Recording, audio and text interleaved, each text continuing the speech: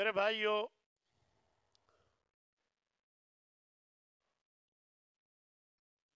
اسلام کے چند بنیادی ارکان ہیں، ان میں ایک زکوٰۃ ہے۔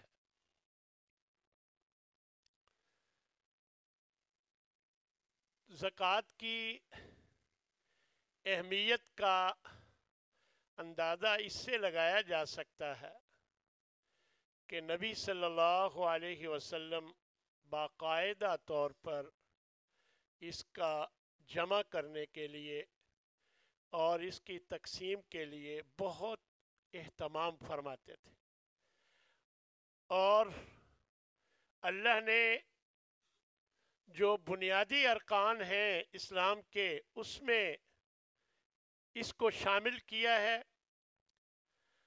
اور دراصل اس کی وجہ یہ ہے کہ زکوٰۃ کا معنی ہے پاکیزگی، ایک معنی ہے پاکیزگی اور ایک معنی ہے بڑھوتری اور برکت۔ شریعت میں ایک مخصوص مال کا حصہ مخصوص لوگوں کے لیے مقرر کیا ہے، کیونکہ اس سے تزکیہ نفس ہوتا ہے اور مال بھی پاک ہوتا ہے، اسی لیے اس کو زکوٰۃ کہتے ہیں۔ اس سے مال برکت والا ہو جاتا ہے۔ اللہ نے حکم دیا ہے، خذ من اموالہم صدقہ، ان کے مالوں سے صدقہ وصول کرو، تطہرہم وتزکیہم بہا، اور آپ انہیں پاک کریں، اور انہیں پاک کریں، ان زکوٰۃ کے ذریعے انہیں پاک کریں۔ میرے بھائیو، زکوٰۃ جو ہے یہ اللہ کی رحمت کا حصول کا ذریعہ ہے۔ اللہ نے قرآن مجید میں فرمایا ہے، وَرَحْمَتِي وَسِعَتْ كُلَّ شَيْءٍ فَسَأَكْتُبُهَا لِلَّذِينَ يَتَّقُونَ وَيُؤْتُونَ الزَّكَاةَ، میری رحمت ہر چیز کو گھیرے ہوئے ہے، ان قریب میں اسے یعنی اپنی رحمت کو لازم کر دوں گا ان لوگوں کے لیے جو گناہ اور شرک سے بچتے ہیں، یتقون، تقوی اختیار کرتے ہیں، وَيُؤْتُونَ الزَّكَاةَ، اور زکوٰۃ ادا کرتے ہیں، میں ان کے لیے اس رحمت کو خاص کر دوں گا۔ تو معلوم ہوا کہ زکوٰۃ جو ہے اللہ کی رحمت کے حصول کا ذریعہ ہے۔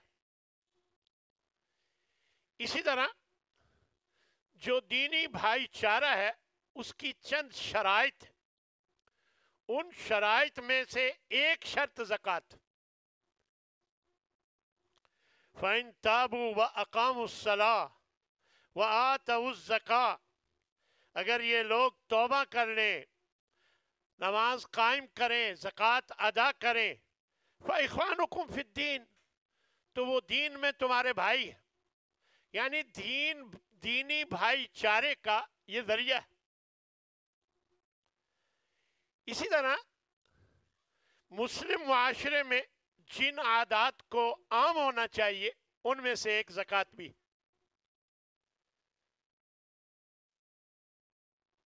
زکوٰۃ جو ہے یہ جنت الفردوس کے وارثوں میں زکوٰۃ دینے والے لوگ شامل ہیں۔ اللہ تبارک و تعالیٰ نے سورہ مومنون میں جنت کے وارث لوگوں کا ذکر فرمایا، ان میں ایک زکوٰۃ دینے والوں کو بھی شامل کیا ہے۔ فرمایا والذین هم للزکاۃ فاعلون، وہ لوگ جو زکوٰۃ ادا کرنے والے۔ میرے بھائیو، زکوٰۃ دینے سے مال بڑھتا ہے اور برکت والا ہو جاتا ہے۔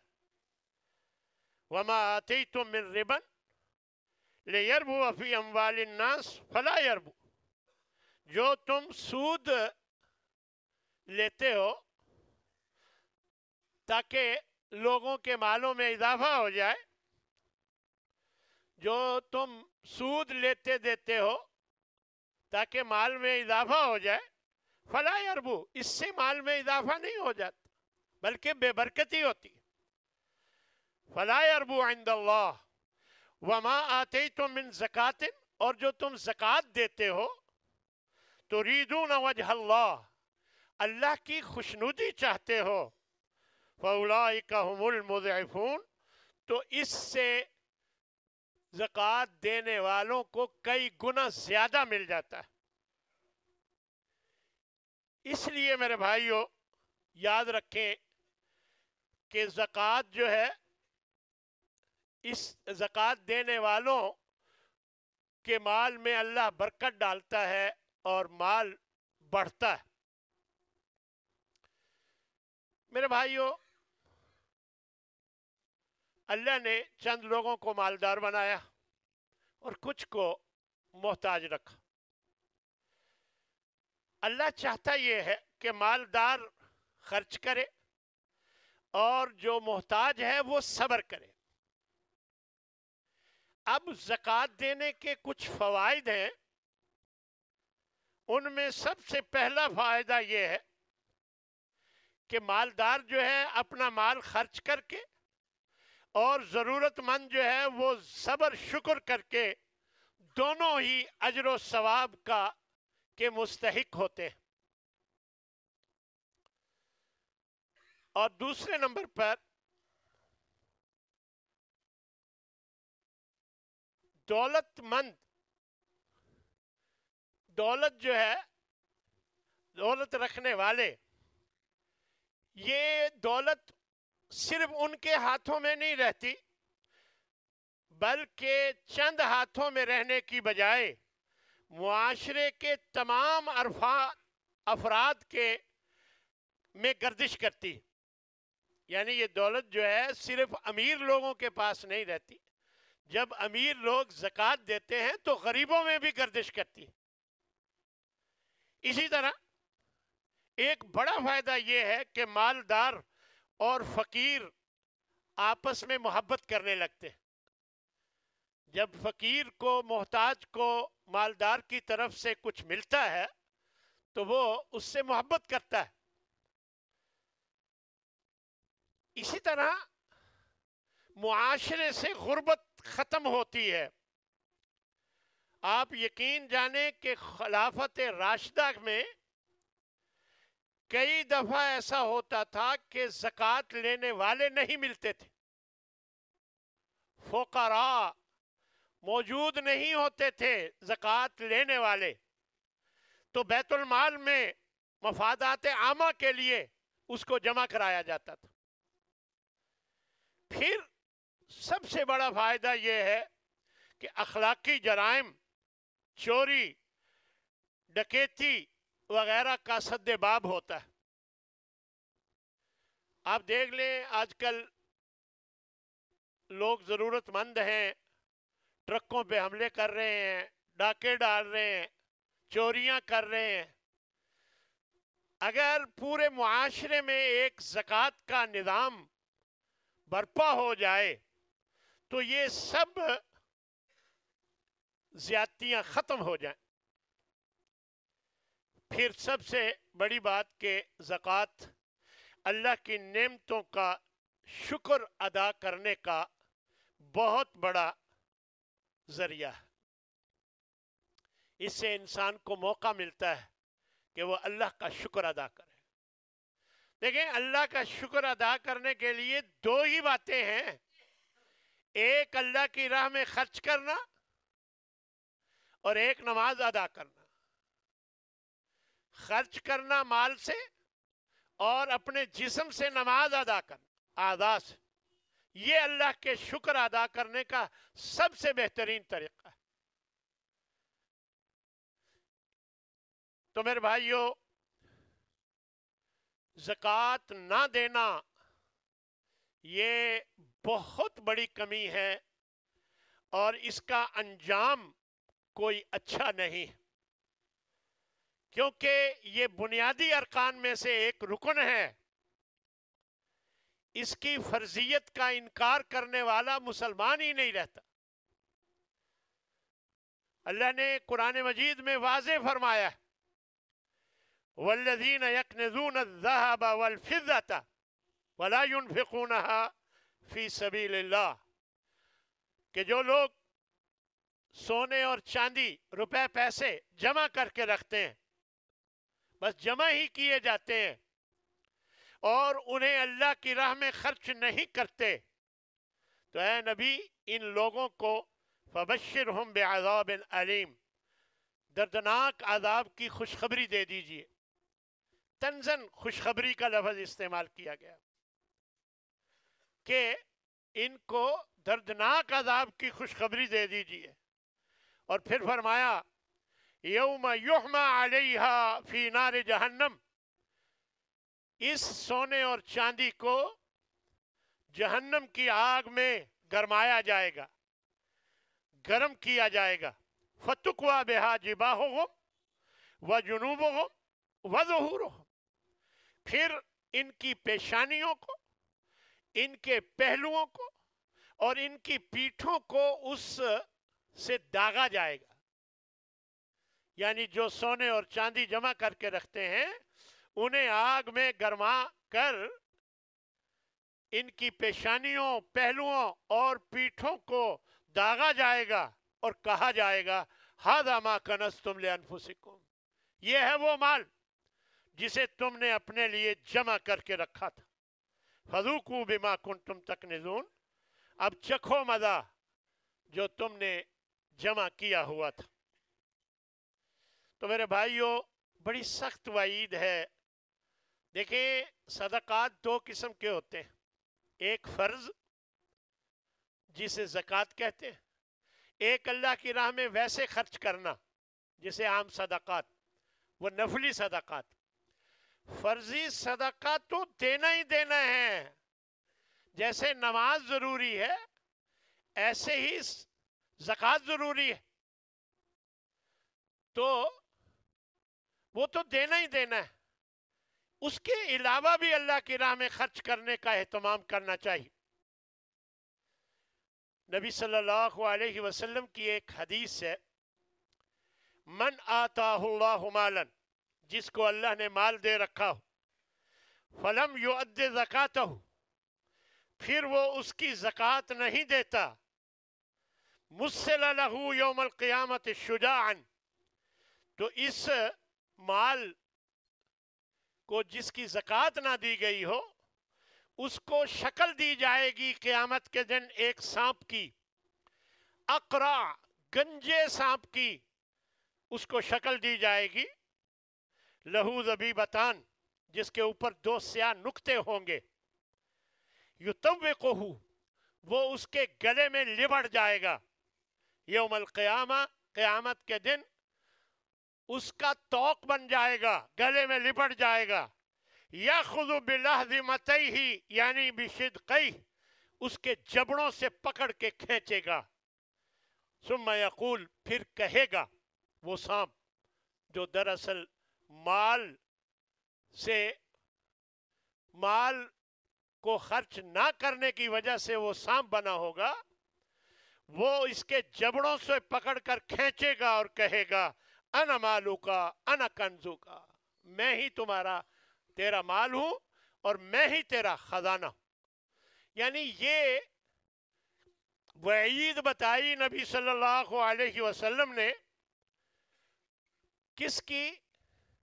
جو اللہ کے دیے ہوئے مال میں سے خرچ نہیں کرنا، خرچ نہیں کرتا۔ تو میرے بھائیوں سمجھ لیں اچھی طرح کہ اللہ نے اگر دیا ہے، غریب لوگ یہ نہ سمجھیں کہ ان کے ذمے نہیں ہے، وہ اپنی استطاعت کے مطابق خرچ کریں، ان کے بھی ذمے ہے کہ وہ بھی خرچ کریں، صرف امیروں کے ذمے نہیں ہے کہ وہی خرچ کریں، غریب اپنی طاقت کے مطابق جتنا۔ نبی صلی اللہ علیہ وسلم کے دور میں جب اکٹھا ہوتا تھا مال تو بورے کے بورے بھی لانے والے ہوتے تھے اور 2-4 کھجوریں لانے والے بھی ہوتے تھے، اور آپ اسی ڈھیر پر ان کھجوروں کو ڈال دیتے تھے اور فرماتے کہ انہی کھجوروں کی وجہ سے اللہ تعالیٰ اس میں برکت دے گا۔ یعنی ہر قسم کے خرچ کرنے والے تھے. بعض لوگوں نے یہ سمجھ رکھا ہے کہ صرف امیروں کا کام ہے خرچ کرنا. خیر زکوٰۃ تو صاف ظاہر ہے جو صاحب نصاب ہیں انہی کے ذمے ہے، لیکن عمومی نفقات نفلی صدقات جو ہیں وہ غریبوں کے بھی ذمے ہیں کہ وہ بھی اللہ کی راہ میں خرچ کریں. تو میرے بھائی یہ بات چل رہی تھی زکوٰۃ کی. تو جن چیزوں پر زکوٰۃ ہے وہ 4 چیزیں، 4 قسم کی چیزیں ہیں: سونا، چاندی اور نقدی، نمبر 1. نمبر 2 تجارتی سامان، نمبر 3 حیوانات، اور نمبر 4 زرعی پیداوار. ان چاروں پر زکوٰۃ. اس میں جو پہلا نمبر ہے وہ سونا، چاندی اور نقدی کا ہے. اس کے لیے شرط ہے، بنیادی شرط، کہ اس کی جو مقدار ہے وہ نصاب کے برابر ہو یا اس سے زائد ہو. یہ بنیادی پہلی شرط. اور دوسری شرط یہ ہے کہ 1 سال گزر گیا ہو.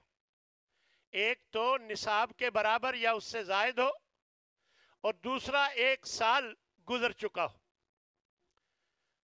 اگر یہ دونوں باتیں ہیں تو اس کے ذمہ زکوٰۃ. اب سونے کا نصاب جو ہے وہ تقریباً 85 گرام ہے، اور چاندی کا جو نصاب ہے وہ تقریباً 595 گرام. اس سے کم پر زکوٰۃ نہیں. ہمارے ہاں 7.5 تولے اور 52.5 تولے کا ذکر کیا جاتا ہے. تو آج کل کیونکہ گرام چلتے ہیں تو میں نے اس لحاظ سے بتایا. زیورات کی شکل میں ہو سونا یا ڈھیلے کی شکل میں، ہر حال میں زکوٰۃ. ایک خاتون کی بچی اس کے ساتھ تھی اور آپ صلی اللہ علیہ وسلم کے پاس آئی تو آپ نے دیکھا کہ اس بچی کے 2 کڑے ڈالے پہنے ہوئے. تو آپ نے پوچھا کیا اس کی تم زکوٰۃ دیتی ہو؟ اتؤدین زکوٰۃ ھذا، اس کی زکوٰۃ دیتی ہو؟ وہ کہنے لگی نہیں. تو آپ نے فرمایا ایسرک ان یصورک اللہ بہما یوم القیامہ سوارین من نار، کیا تجھے یہ پسند ہے کہ قیامت کے دن ان دونوں کے بدلے آگ کے تمہیں کنگن پہنا دیے جائیں؟ تو وہ پریشان ہو گئی. اب اس نے یہ نہیں کہا کہ آج سے میں زکوٰۃ دوں گی، آج کے بعد زکوٰۃ دوں گی، نہیں، فوراً دونوں کنگن اتار کر پیش کر دیے کہ اسے بیت المال میں جمع کر دیا جائے. مجھے اس کی کوئی ضرورت نہیں کہ قیامت کے دن مجھے اتنا بڑا نقصان ہو. تو میرے بھائیو یہاں سے معلوم ہوا کہ پہنے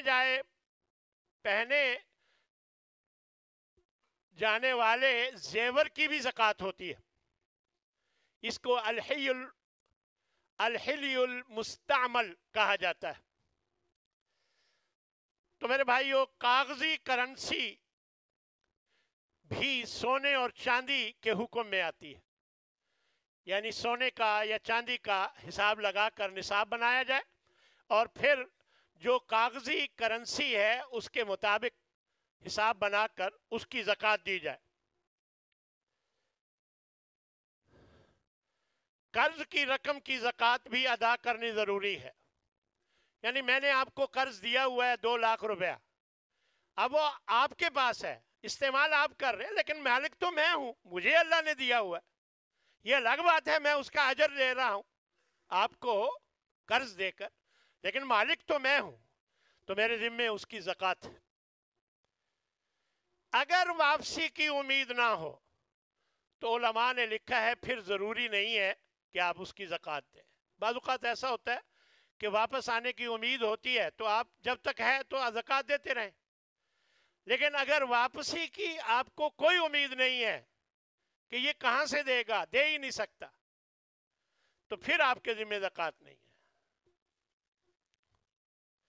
اسی طرح اگر کوئی صاحب نصاب ہے لیکن دوسروں کا مقروض ہے اور زکوٰۃ ادا کرنے سے مزید بوجھ تلے دب جائے گا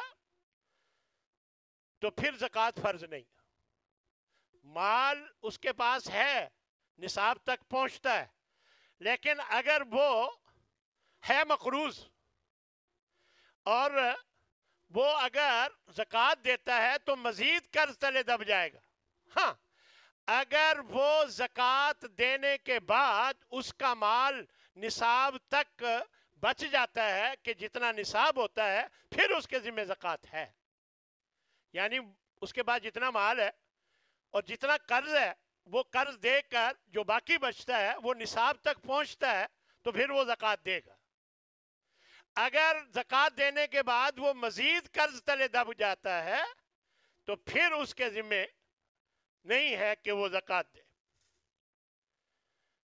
اسی طرح کمپنی کے جو حصص ہوتے ہیں، شیئرز، سال گزرنے کے بعد اس پر بھی زکوٰۃ فرض. ہر پارٹی، جو بھی پارٹنر ہے، اپنے اپنے حصے کی وہ زکوٰۃ نکالے. اور یاد رکھیں زکوٰۃ جو ہے یہ خالص سونے پر ہے. اگر ملاوٹ نکالنے کے بعد نصاب سے کم ہو جاتا ہے تو پھر زکوٰۃ نہیں ہے، کیونکہ زکوٰۃ سونے پر ہے، ملاوٹ پر زکوٰۃ نہیں ہے. اگر ملاوٹ الگ کرنے کے بعد نصاب میں کمی آ جاتی ہے تو پھر اس پر زکوٰۃ نہیں. یہ چند باتیں تھی ضروری سونے چاندی اور نقدی کے حوالے سے. اسی طرح تجارتی سامان دوسرے نمبر پر، اس پر بھی زکوٰۃ. تمام اشیاء جنہیں تجارت کی غرض سے خریدا گیا ہے اس میں زکوٰۃ. یعنی تمام اشیاء جنہیں تجارت کی غرض سے خریدا گیا ہے اس میں زکوٰۃ. البتہ ذاتی استعمال کے لیے خریدی گئی اشیاء اس پر زکوٰۃ نہیں ہے. مثلا گھر آپ نے خریدا ہے تو اس پر کوئی زکوٰۃ نہیں جو آپ کی رہائش کا ہے. اگر آپ اپنے گھر میں رہتے ہیں، ایک اور گھر خریدا ہے تو پھر اس کی زکوٰۃ ہوگی. لیکن آپ کرائے کے مکان پہ رہتے ہیں، پیسے اکٹھے کر کے آپ نے ایک گھر خریدا ہے، ایک پلاٹ خریدا ہے، کوئی زکوٰۃ نہیں کہ وہ آپ کی ضرورت کا ہے. پھر آپ نے اس پر گھر بنایا ہے، کوئی زکوٰۃ نہیں کیونکہ یہ آپ کی ضرورت کا ہے. تو اسی طرح گاڑی ہے، اس پر کوئی زکوٰۃ نہیں کیونکہ یہ آپ کی ضرورت ہے. زمین ہے جو آپ کی ضرورت پوری کر رہی ہے تو اس پر کوئی زکوٰۃ نہیں. صنعتی مشینری، آلات، الماریاں اور جو دوسرے لوازمات ہیں ان پر بھی زکوٰۃ نہیں ہے، چاہے وہ کروڑوں کی ہوں. آپ نے فیکٹری لگائی ہے، کروڑوں روپے خرچ کر کے مشین لگائی ہے، اس مشین پر کوئی زکوٰۃ نہیں ہے، لیکن اس سے نکلنے والے مال پر آپ کے ذمہ زکوٰۃ ہوگی. یعنی جو اس سے آمدن ہوگی اس پر آپ کو زکوٰۃ دینی ہوگی. زکوٰۃ نکالنے کا طریقہ کیا ہے؟ تجارتی سامان میں سے زکوٰۃ نکالنی ہے تو کیا طریقہ ہے؟ فرد یا کمپنی کو چاہیے کہ تمام تجارتی سامان کا مارکیٹ کے مطابق قیمت لگائی جائے. جو مارکیٹ کی قیمت سال بھر جو نقدی پاس رہی، کیونکہ ایک ایک چیز کا حساب ہوتا ہے، وہ حساب لگایا جا سکتا ہے. سال بھر جو نقدی آپ کے پاس رہی اس کو بھی شامل کر لیا جائے، اور جو قابل واپسی قرض بھی ہے، یعنی آپ نے قرض لینا ہے فلاں سے فلاں سے فلاں سے، وہ بھی شامل کر لیا جائے. اور اگر مقروض ہے تو قرض کی رقم منہا کر دی جائے، نکال دی جائے.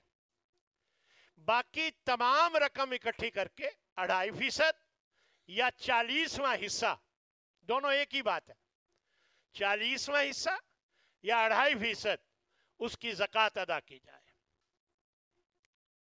میں نے آپ کو بتا دیا کہ صنعتی آلات اور مشینری پر زکوٰۃ نہیں، اس کی آمدنی پر زکوٰۃ. اسی طرح دکان، گھر، گاڑی اگر کرائے پر ہے تو اس کی قیمت پر زکوٰۃ نہیں ہے، جو کرایہ آتا ہے اس پر زکوٰۃ.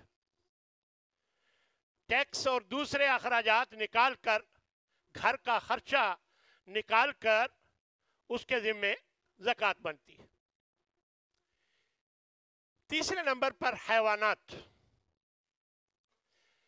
جانوروں پر بھی زکوٰۃ ہے۔ جن جانوروں پر ہے ان کا ذکر نبی صلی اللہ علیہ وسلم نے فرمایا، اونٹ اگر 5 ہوں، گائے بھینس اگر 30 ہوں، بھیڑ بکریاں اگر 40 ہوں، ان پر زکوٰۃ۔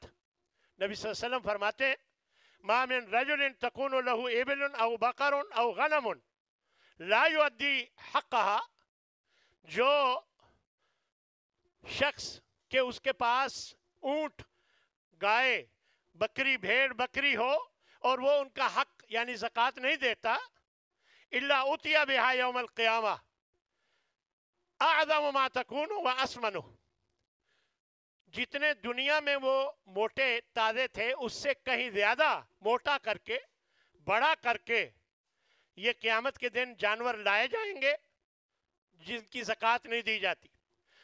تَتَعُهُ بِأَخْفَافِهَا، وہ اس کے اپنے کھروں سے اس کو روندے گا، اپنے کھروں سے اس کو روندے گا۔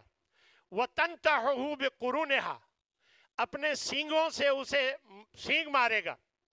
کُلَّمَا جَازَتْ أُخْرَاهُ، جب تک پورے جانور اس کو روند کر سینگ مار کر چلے جائیں گے، رُدَّتْ عَلَيْهِ أُولَاهَا، پھر شروع والے جو پہلے کر چکے تھے، روند چکے تھے، پھر دوبارہ آ جائیں گے۔ حتیٰ یقضیٰ بین الناس، یہاں تک کہ اس کا فیصلہ اللہ کے سے ہو جائے گا، اس وقت تک یہی اس کے ساتھ ہوتا رہے گا۔ بخاری کی روایت۔ تو میرے بھائیو، اونٹ اگر 5 ہیں تو 1 بکری اس کی زکوٰۃ کی بنتی ہے۔ گائے بھینس اگر 30 ہے تو 1 سال کا بچڑا ذمہ بنتا ہے، اور بھیڑ بکری 40 ہے تو 1 بکری ذمہ بنتی ہے زکوٰۃ۔ اسی طرح مویشیوں کی زکوٰۃ کی 4 شرطیں ہیں، یہ بھی ذہن میں رکھیں۔ سب سے پہلی شرط مقرر نصاب کو پہنچے، جو میں ابھی نصاب بتا چکا ہوں۔ دوسری، ملکیت پر سال گزرا ہو، یعنی آپ مالک بنے ہیں، جب تک سال پورا نہیں ہوتا زکوٰۃ ذمہ نہیں۔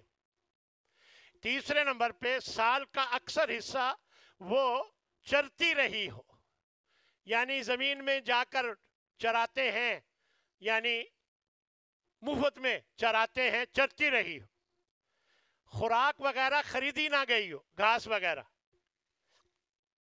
اور چوتھے نمبر پر کھیتی باڑی یا بوجھ برداری کے لیے وہ جانور نہ ہو۔ اس کا معنی یہ ہوا کہ کھیتی باڑی کے لیے جو جانور استعمال ہوتا ہے اس پر زکوٰۃ نہیں ہے۔ اسی طرح جو جانور کھانا، اس کا گھاس وغیرہ قیمتاً لے کر دیا جاتا ہے، اس پر بھی زکوٰۃ نہیں۔ تجارت کی غرض سے خریدے ہوئے جانور، یہ بھی ذہن میں رکھیں، تجارت کی غرض سے خریدے ہوئے جانور کی قیمت کا اعتبار ہوگا، تعداد کا اعتبار نہیں ہوگا۔ یعنی اگر آپ نے تجارت کی غرض سے جانور خریدے ہوئے تو پھر اس کی قیمت لگائی جائے گی، اس کی تعداد نہیں گنی جائے گی۔ چوتھے نمبر پر زرعی پیداوار، یا ایھا الذین آمنوا انفقوا من طیبات ما کسبتم، اے ایمان والو جو تم کماتے ہو پاکیزہ چیزوں سے خرچ کرو، ومما اخرجنا لکم من الارض، اور جو کچھ ہم نے تمہارے لیے زمین سے نکالا ہے اس میں سے بھی خرچ کرو۔ تو زرعی پیداوار کا نصاب سن لیں جی۔ لیس فیما دون 5 اوسق صدقہ، 5 وسق سے کم پر صدقہ نہیں ہے، یعنی عشر نہیں ہے۔ 5 وسق جو ہیں وہ 653 کلو بنتے ہیں، یعنی آپ کی گندم، آپ کا چاول، آپ کا اناج جو بھی ہے وہ 653 کلو وزن سے کم ہے تو زکوٰۃ نہیں۔ اگر اس سے زیادہ ہے تو اس پر عشر ہے، اور بعض موقعوں پر نصف عشر ہے۔ وہ کیسے، وہ دیکھ لیجئے۔ فیما سقط السماء والعیون او کان اثریا العشر،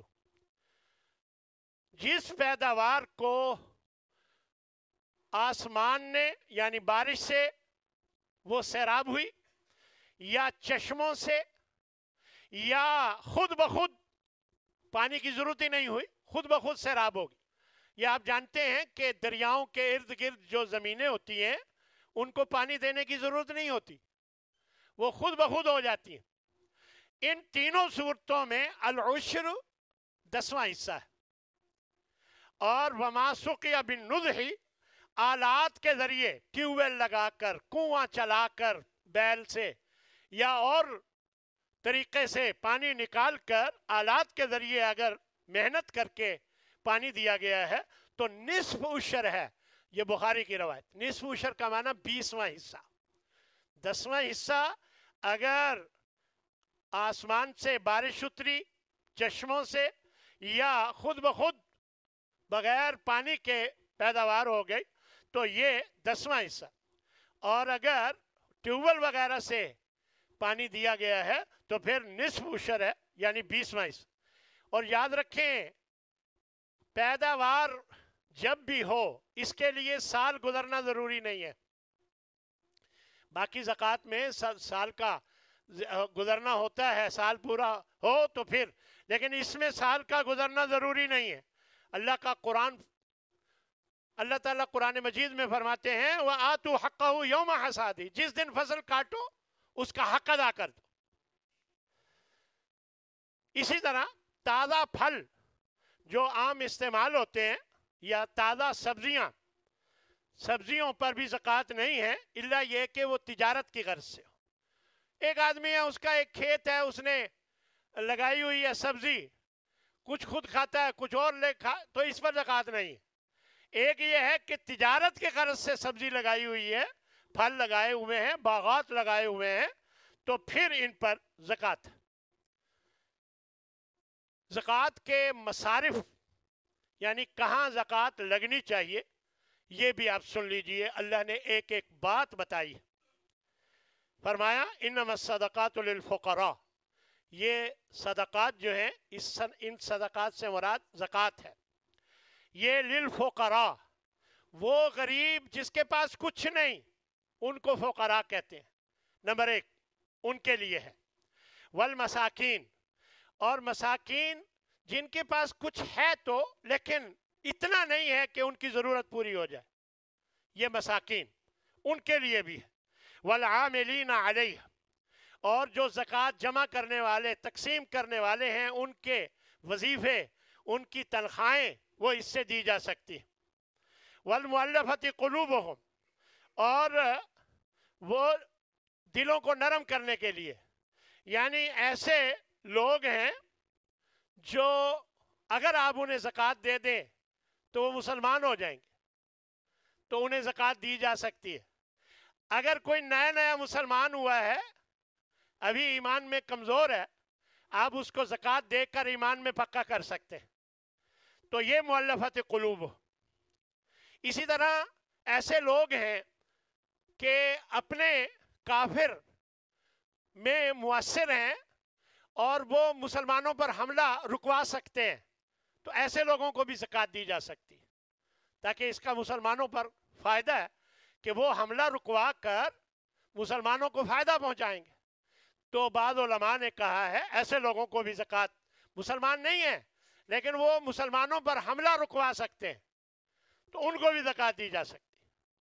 اور فرمایا وفی الرقاب، گردن آزاد کرانے میں، غلام آزاد کرانے میں. آج کل تو غلاموں کا کوئی چکر نہیں ہے. آج کل یہ ہے کہ بعض اوقات ایک بندہ بے گناہ جیل میں ہوتا ہے، بے گناہ میں نے کہا ہے جیل میں ہوتا ہے، اور عدالت کہتی ہے یا جیل والے کہتے ہیں کہ اگر 5 لاکھ جمع کرا دو تو تمہیں آزاد کر دیں گے. تو آپ زکوٰۃ کی رقم سے 5 لاکھ ادا کر کے اس کو آزاد کروا سکتے، لیکن یہ شرط ہے کہ بے گناہ ہو، مجرم نہ ہو. اسی طرح مقروض ہے والغارمین، یعنی مقروض ہے، اگر کوئی مقروض ہے اس پر کافی قرض آ گیا لیکن جائز مقاصد کے لیے قرض لیا گیا ہو، یہ بھی سن لیں جی۔ پہلے black and white T V تھا، اب ٹی وی لیا ہاں جی رنگین، تو اس پر اتنا خرچہ آ گیا، لہذا اس نے قرض لیا تو نہیں، یعنی جائز مقاصد کے لیے اس نے قرض لیا ہو تو اس کی قرض کی ادائیگی میں مدد کے لیے زکوٰۃ دی جا سکتی ہے۔ اسی طرح کوئی کسی پر چٹی پڑ گئی، آپ جا رہے تھے موٹر سائیکل پہ، کسی گاڑی میں لگ گیا اور اس کا لاکھ روپے کا نقصان ہو گیا، آپ کہاں سے دیں؟ تو آپ پر یہ چٹی پڑ گئی تو زکوٰۃ کے پیسوں سے اس کو دیا جا سکتا ہے۔ اسی طرح قریبی رشتہ داروں کو زکوٰۃ دینا زیادہ بہتر ہے۔ سن لیں، قریبی رشتہ داروں کو زکوٰۃ دینا زیادہ بہتر ہے۔ دو رہ گئے جو مصارف، ایک سب سے پہلے فقراء، نمبر 2 مساکین، نمبر 3 مؤلفت قلوبہم، جن کا دل نرم کرنے مقصود ہوں، نمبر 3 عاملین علیہا، جو اس پر کام کرنے والے ہوں، یعنی جو جمع کرنے والے یا تقسیم کرنے والے، اور نمبر 4 مؤلفت قلوب، نمبر 5 گردنیں آزاد کرانے میں، اور نمبر 6 مقروض، اور نمبر 7 ہے جو ابھی میں نے نہیں بتایا، فی سبیل اللہ، اللہ کے راستے میں۔ یہ اللہ کے قرآن میں یہی لفظ ہے، فی سبیل اللہ۔ اکثر علماء نے یہ کہا ہے اس سے مراد جہاد ہے، جہاد میں، اور دیگر دینی مقاصد، بعض علماء کا خیال ہے کہ جہاد کے ساتھ دیگر جو دینی مقاصد ہیں، دینی مدارس کے طلبہ ہیں، ان پر بھی زکوٰۃ خرچ کی جا سکتی ہے۔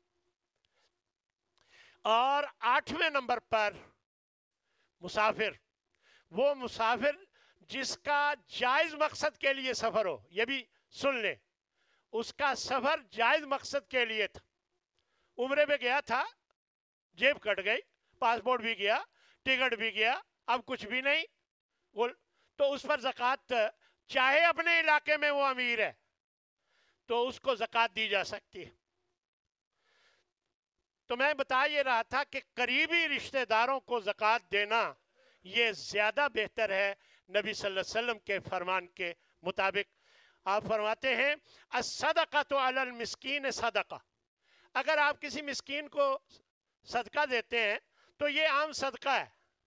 وَعَلَى ذِي الرَّحِمِ سِنْتَانِ صدقۃ وصلۃ، فرمایا اگر آپ قریبی رشتہ دار کو دیتے ہیں تو ڈبل اجر ہے، ایک صدقہ دینے کا اور ایک صلہ رحمی کا، رشتے جوڑنے کا۔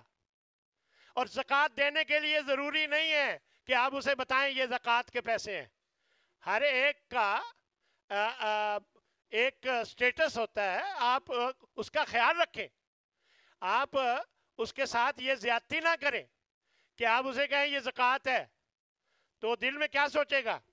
لہذا یہ ضروری نہیں ہے کہ آپ زکوٰۃ بتا کر دیں، آپ ویسے اسے اس کی ضرورت یا آپ کی ضرورت ہے آپ اسے رکھ لیں بس۔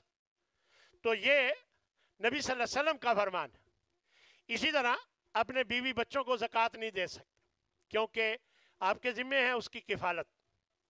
اپنے والدین کو زکوٰۃ نہیں دے سکتے کیونکہ آپ کے ذمے ہے کہ ان کی خدمت کریں، اور والدین کے والدین کو بھی نہیں دے سکتے، وہ بھی اسی زمرے میں آتے ہیں۔ اسی طرح آپ آل رسول کو زکوٰۃ نہیں دے سکتے، سید کو، اس کو زکوٰۃ نہیں لگتی۔ تو یہ سب جو مسائل ہیں ہمیں غور سے سمجھ کر ان پر عمل کرنا چاہیے، اللہ سے دعا کرنی چاہیے کہ اللہ ہمیں ہر قسم کی مصیبتوں سے بچا کے رکھے، اور ہمیں اپنے مال سے زکوٰۃ صحیح طور پر جو اس کا حق ہے ادا کرنے کی اور زکوٰۃ دینے کی توفیق عطا فرمائے۔ وآخر دعوانا ان الحمد للہ رب العالمین۔